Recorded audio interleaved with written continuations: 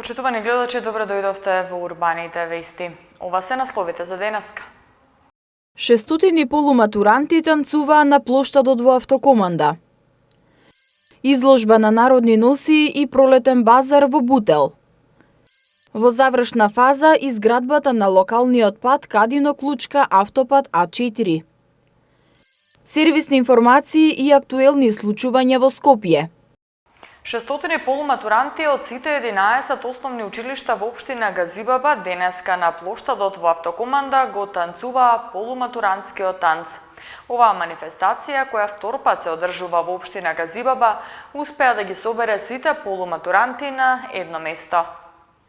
Полуматурантите од општина Газибаба денеска на плоштадот во Автокоманда го одиграа танцот на полуматурантите.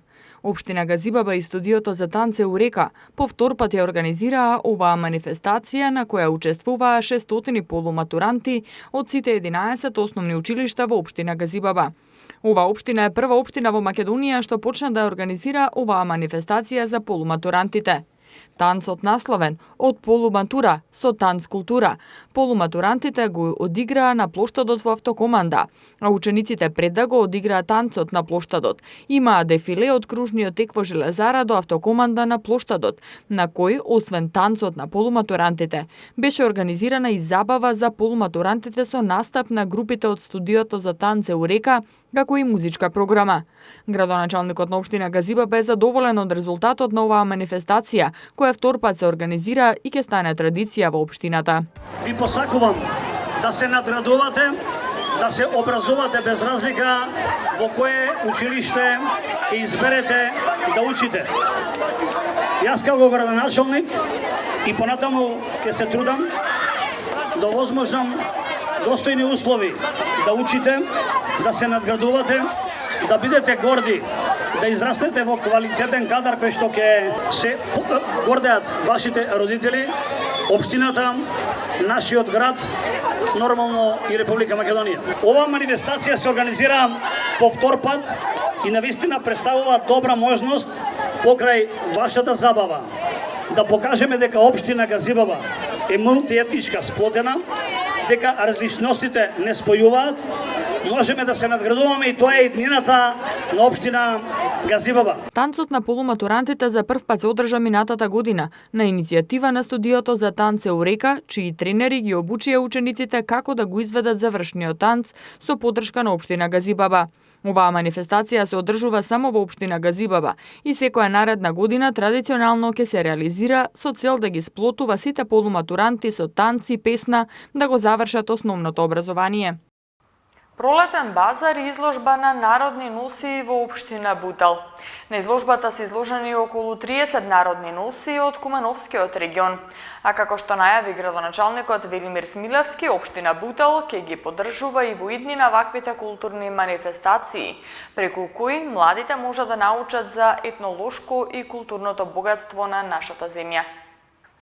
Во општина Бутел денеска беше отворен вториот пролетен базар под покровителство на општина Бутел, а во организација на Сдруженијето на уметници ракотворци Артикраф Скопје. Во рамки на базарот беше отворена и изложба на народни носии.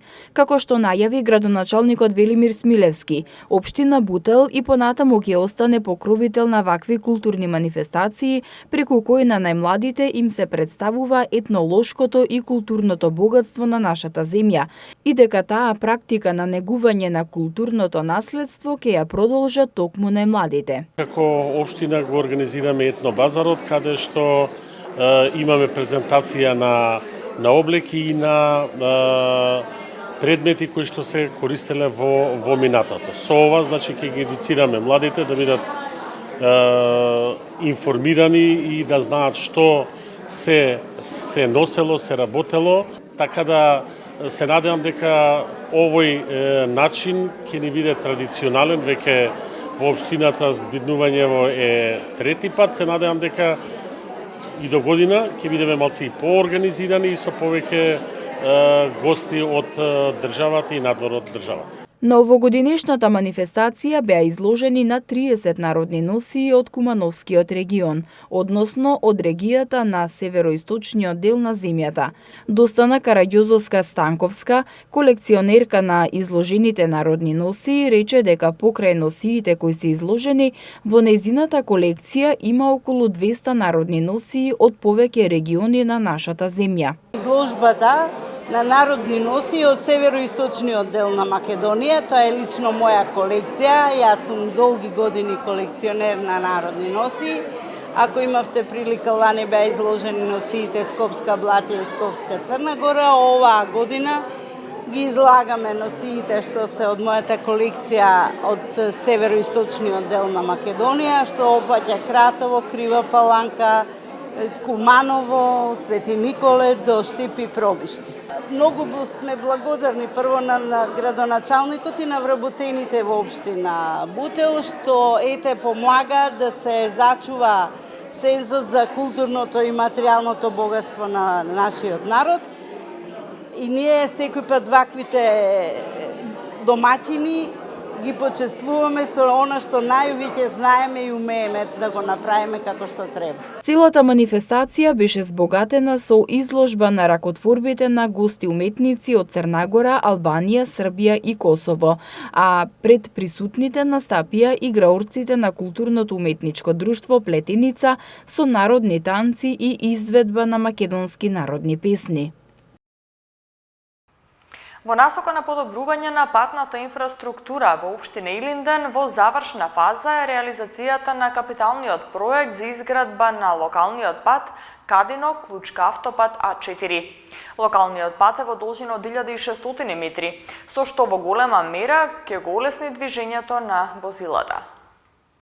Реализацијата на капиталниот проект рехабилитација на локален пат Кадино Клучка автопат А4 во должина од 1600 метри во општина Илинден е во завршна фаза.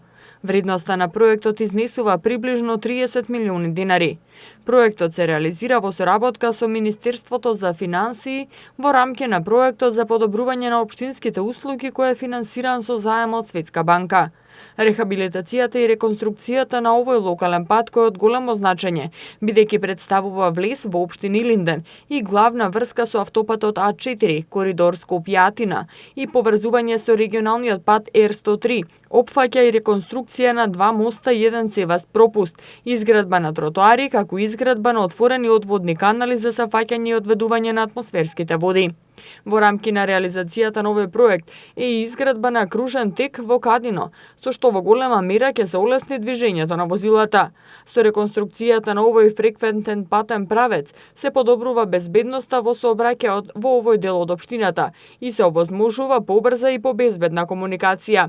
Во насока на обезбедување подобри услови за живење и стопанисување, општина Илинден континуирано работи на подобрување и модернизирање на локалната патна инфраструктура, која што на територија на општината се протега во должина од 306 километри.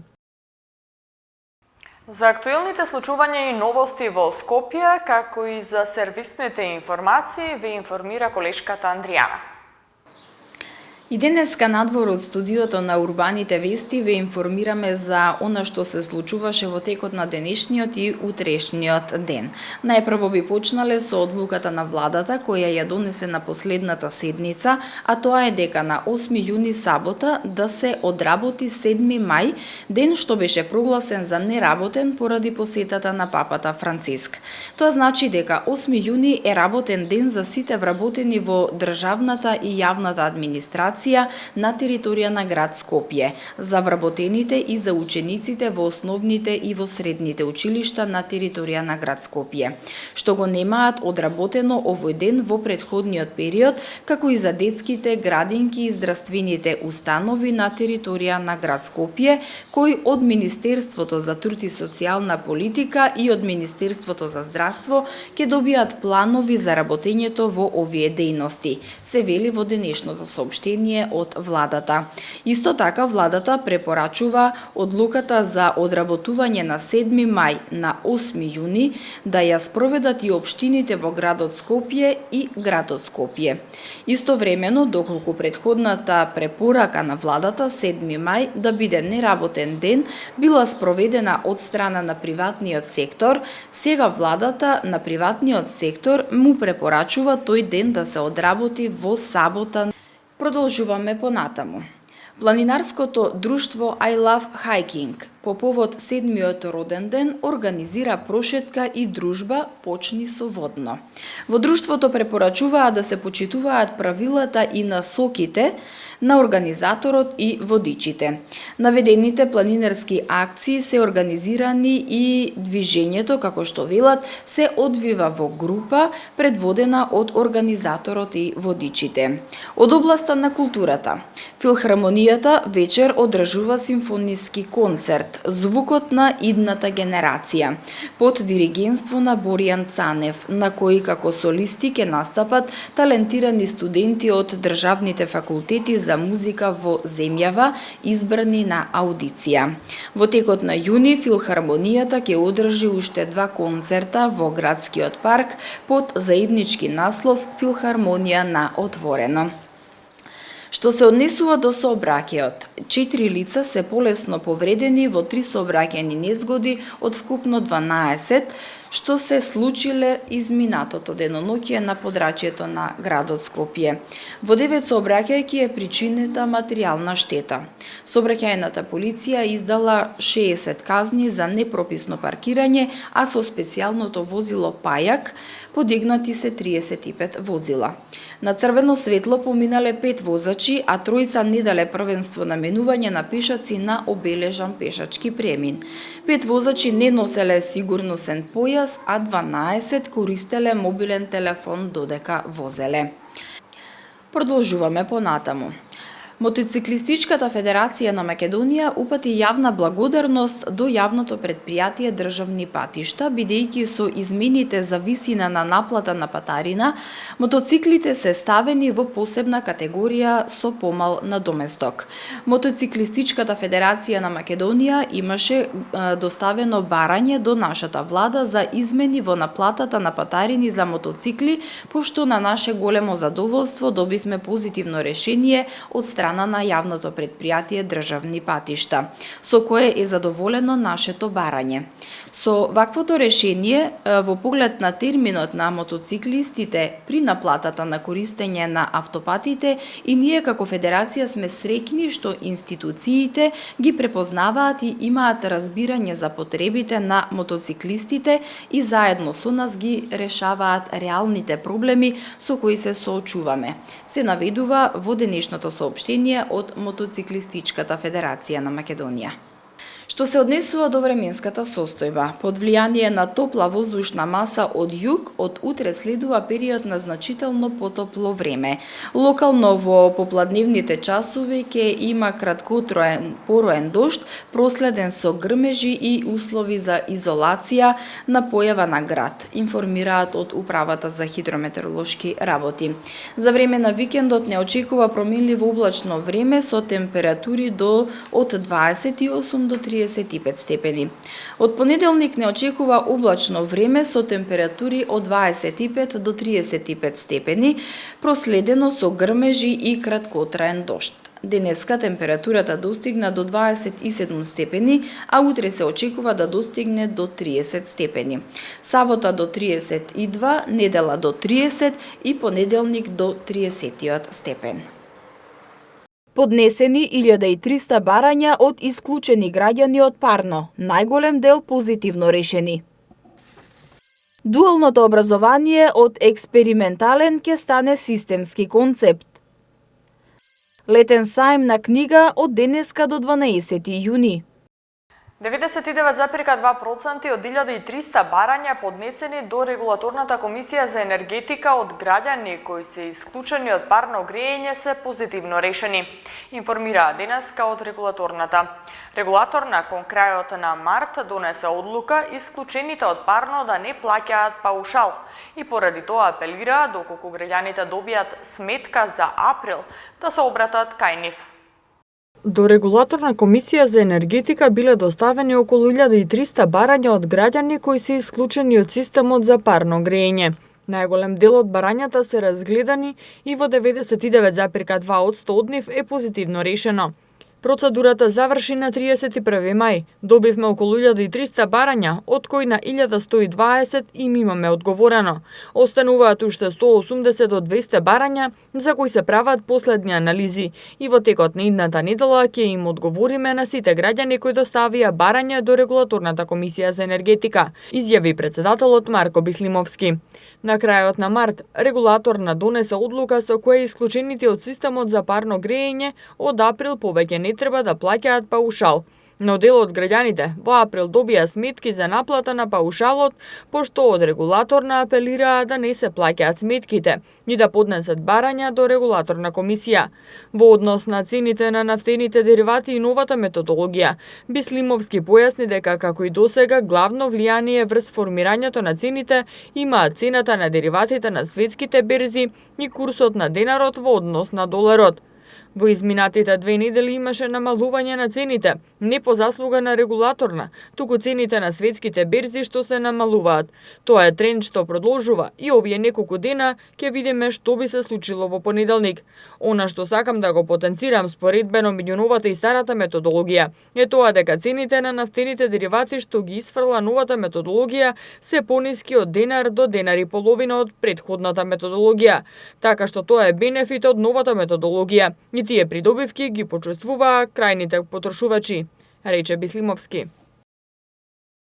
Дуалното образование од експериментален ќе стане системски концепт со цел да се излезе во пресред на барањата на бизнис заедницата за задоволување на побарувачката за квалификувана работна сила. А учениците кои ќе учат во средни стручни училишта ќе учат и ќе работат во исто време, а за тоа ќе си добиваат законски регулирана плата. Дуалното образование треба да ја усогласи големата разлика што сега постои меѓу кадарот на располагање и реалната потреба на економијата.